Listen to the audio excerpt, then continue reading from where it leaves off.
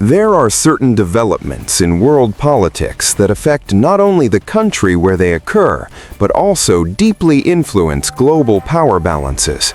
These are events that create anxiety in stock markets early in the morning, dominate the headlines of evening news across many countries, and keep the lights on late into the night in the Kremlin. The developments that have taken place in Iran in recent days have created exactly such an effect. A crisis that began in the Middle East quickly rose to the top of the global agenda for world leaders. However, the most striking reaction to these events is coming not from Tehran, but from Moscow. Because right now in the Kremlin, everyone is asking the same question. If America can carry out such an operation against Iran, could a similar scenario be possible for other countries as well? The answer to this question is extremely unsettling from both a military and geopolitical perspective. And in today's video, we will examine this question in depth. It is said that Russian President Vladimir Putin is following these developments very closely. Sources close to the Kremlin report that high-level meetings have accelerated and that the Ministry of Defense and intelligence units are working at an unusually intense pace. The events in Iran are not being seen merely as a regional crisis. At the same time, they're being evaluated as an important example showing how modern warfare is changing. But why? Why are the fates of Russia and Iran so intertwined? To understand this, we need to go back a little. For years, the Iranian leadership had been preparing itself for the possibility of an attack. These preparations were extremely comprehensive. Underground shelters, massive cave systems carved into mountains, secret command centers, and multi-layered air defense systems designed to support each other were key components of this plan. Military strategists in Tehran calculated that in the event of a possible attack, multiple layers of defense would wear down the attacker and create a deterrent force. However, recent operations have raised new and highly disturbing questions about how resilient these defense systems actually are. Many military analysts point to the speed of the developments in Iran, because in modern warfare, speed and intelligence have reached levels never seen before. Satellite images can now be analyzed almost in real time. Electronic intelligence systems can quietly intercept communication networks and decipher command chains. Precision-guided munitions can now neutralize many targets simultaneously and in a very short time. This situation is fundamentally changing the nature of war. Front lines are no longer decisive. Command centers, leadership structures, communication infrastructures, and logistical support points can also become primary targets. In military terminology, this is called the expansion of the battlefield, and this expansion grows larger with each passing year. For Moscow, the developments in Iran are therefore of great importance. Iran has been regarded as one of Russia's most important strategic partners in the Middle East. For many years, Russia has built deep and multi-layered relations with Iran in order to increase its influence in the region. The dimensions of this relationship include energy policies and joint natural gas strategies, military cooperation and arms agreements, joint military presence in Syria, coordinated economic actions against Western sanctions, and the goal of shaping the regional balance of power together. In such a deep alliance, the weakening of one side inevitably creates serious consequences for the other, and this is exactly where Moscow's concerns begin. Another critical issue for Russia is the balance of alliances. In international relations, strong alliances play a decisive role in maintaining global influence, securing diplomatic support during crises, and operating military logistics networks.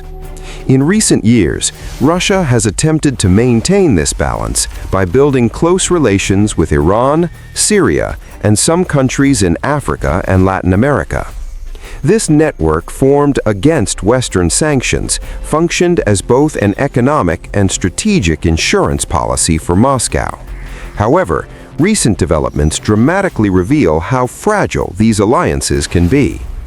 The sudden weakening of an ally does not only affect bilateral relations. Power vacuums in the region create opportunities for rival actors to step in. This can disrupt Russia's strategic plans built over decades. In this context, one of the most striking elements of modern warfare is technology. The technologies allegedly used in operations in Iran are now being closely examined by military experts around the world. Advanced and layered radar jamming systems, ultra-precise guided munitions, long-range strike capabilities reaching thousands of kilometers, and electronic warfare capabilities have now become key determinants of warfare. This situation is forcing many countries to urgently reassess their own defense strategies, because a defense architecture that worked yesterday may prove insufficient today. For Russia, one particularly critical issue is the real combat performance of the defense systems it exports. It is known that Iran's defense infrastructure includes systems of Russian origin. The performance of these systems, not in exercises but in real combat environments, has long been a subject of debate in military circles. The gap between theoretical capabilities and battlefield reality is a common phenomenon in the defense industry. Developments in Iran have brought this gap to the surface, and this situation could produce not only military, but also extremely heavy political and economic consequences. Because Russia's defense exports function not only as a source of revenue, but also as a tool of diplomatic influence. When confidence in its weapons declines, the weakening of that influence becomes inevitable. Another critical issue is unmanned aerial vehicles, or drone warfare. In recent years, drone systems have perhaps become the most transformative element of modern warfare. The fundamental factor behind this change is cost. Compared to traditional fighter aircraft or missiles, low-cost drone swarms possess an incredible capacity for destruction. They can overwhelm defense systems from multiple directions at the same time and reach critical targets without risking human lives. Russia's drone strategies in the war in Ukraine have demonstrated this reality beyond dispute. Night attacks, coordinated strikes targeting infrastructure facilities, and wave-based assaults designed to exhaust Ukraine's air defense ammunition have shown the world the growing weight of drones in modern warfare. However, developments in Iran are also raising serious questions about this drone ecosystem. For a long time, there have been claims that some drone components were sourced from Iran. If there is any truth to these claims, and if Iran's defense industry and production capacity have suffered damage, then the supply chain Russia relies on to sustain its operations in Ukraine may also have been affected. A disruption in the supply chain is not merely a logistical issue. It reduces operational tempo, limits tactical options, and eliminates flexibility on the battlefield. This suggests that Russia may have to fundamentally reconsider its strategy in Ukraine. There is also another interesting dimension to this picture: Ukraine's extraordinary development in drone technology. War often produces remarkable creativity under harsh conditions. Ukraine, which initially depended heavily on external sources for drone technology, has now reached a globally noteworthy position. The prolonged war has given both engineers and frontline commanders unique practical experience in this field. Systems developed directly on the battlefield using commercial components have successfully performed tasks that expensive military drones could not accomplish. This accumulation of knowledge is now attracting serious international interest. Many countries want to benefit from Ukraine's experiences, test data, and production models. New collaborations on drone defense, electronic warfare, and low-cost unmanned systems are accelerating. This development is also bringing about a profound transformation in the global defense market. At one time, Russia was one of the largest arms exporters in the world. This position, built during the post-Cold War period, provided Moscow not only economic benefits, but also a powerful strategic advantage. When you sell weapons to a country, that country inevitably depends on you for spare parts, training, and technical support. This dependency becomes a tool of influence that can last for decades. However, in recent years, there has been a noticeable erosion in this picture. Several factors lie behind this. The economic pressures and raw material constraints created by the war in Ukraine, the impact of Western sanctions on the defense industry, delays in delivering ordered systems, and, perhaps most importantly, reputational damage caused by performance issues revealed in real combat conditions. Developments in Iran could accelerate this erosion process. When the current situation for Russia is evaluated as a whole, an extremely complex picture emerges. On one hand, the war in Ukraine continues to heavily strain both military and economic resources. On the other hand, global alliance dynamics are undergoing rapid transformation. While relations with China are deepening, the stance of some countries in the global south remains uncertain. The developments in Iran add yet another layer to this multidimensional crisis. When power balances in the Middle East shift, the effects spread in waves. Energy flows in the region, maritime transportation routes, proxy conflict dynamics, and diplomatic networks cannot be considered separately from one another. And this chain reaction directly concerns both Russia's immediate neighborhood and its distant strategic interests. Energy markets are also an inseparable part of this picture.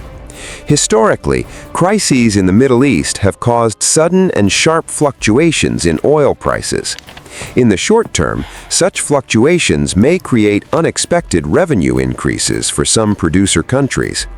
For an economy dependent on energy exports like Russia, this situation can provide a temporary breathing space. However, in the long term, such short-lived gains are destined to remain limited. Because political and military balances ultimately determine market dynamics. An actor that loses its strategic position cannot compensate for that loss with temporary increases in energy prices. As a result, the developments in Iran truly cannot be viewed merely as a regional crisis. These events constitute a striking example of how rapidly the nature of modern warfare is changing. Technology, intelligence, and strategic alliances are now among the most critical factors determining the course of wars. Traditional large armies and static defense lines are no longer as decisive as they were decades ago. For Russia, these developments represent a process that must be followed with both attention and concern. Because the balance of power in world politics can now change much faster than in the past, a crisis occurring today may reveal similar vulnerabilities in another region tomorrow. For this reason, developments in Iran have the potential to shape not only the fate of a single country, but also the direction of global politics in the coming years. In the coming period, time will show how these developments will unfold. However, one thing is already certain. We are standing at the threshold of a new era in world politics. In this era, technology, intelligence, and strategic partnerships will play a much more dominant role than ever before. And among the countries that will feel this transformation most closely is Russia. If you liked this video, don't forget to subscribe and turn on the notification bell. Share your thoughts about these developments in the comments. See you in the next video.